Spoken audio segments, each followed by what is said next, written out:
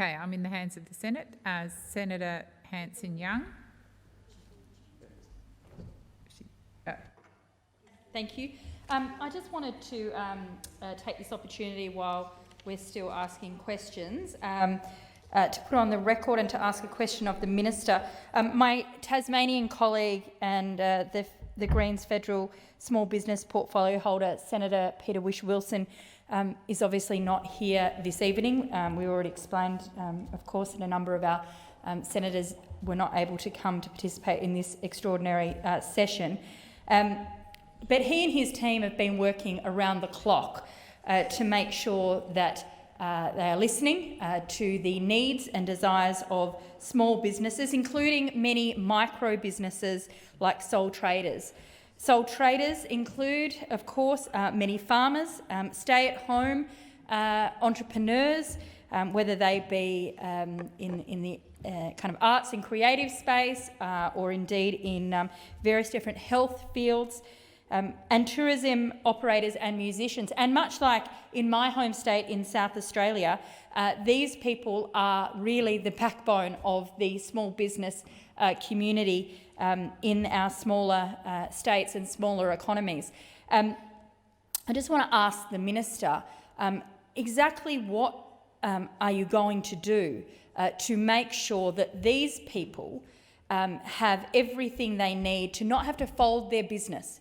Because as you would know, that in many of these small towns, being already on such a tight margin is hard enough. And if these businesses fold, the cascading effect throughout regional areas and towns is going to be huge. And the question to the Minister is, why won't you do what Boris Johnson is doing, making sure there is a proper jobs and wages guarantee that underpins people's salaries, allows these small and micro businesses to keep people employed and employed in a way that that money is still flowing through those local communities. I know that Senator Whish-Wilson, if he was here tonight, would be asking some very direct questions to you, and I just hope that we can have some short answers this evening. Minister Ruston. Thank you very much. So, Senator Hanson-Young, on Sunday there was an extensive package that we are legislating for today. Well, I'll take your interjection because sole traders were helped in that package significantly.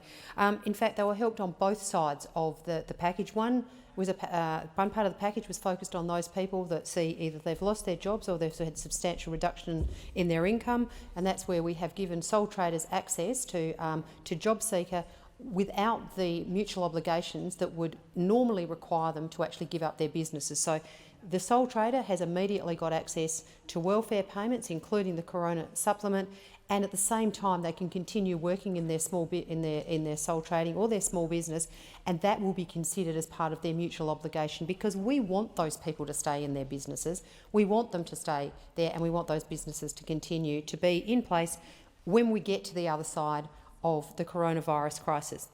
On the other side, on making sure that businesses can continue to be in business and can continue to employ people, Senator Cash put a raft of small business initiatives in place for small and medium-sized businesses with a turnover of under $50 million.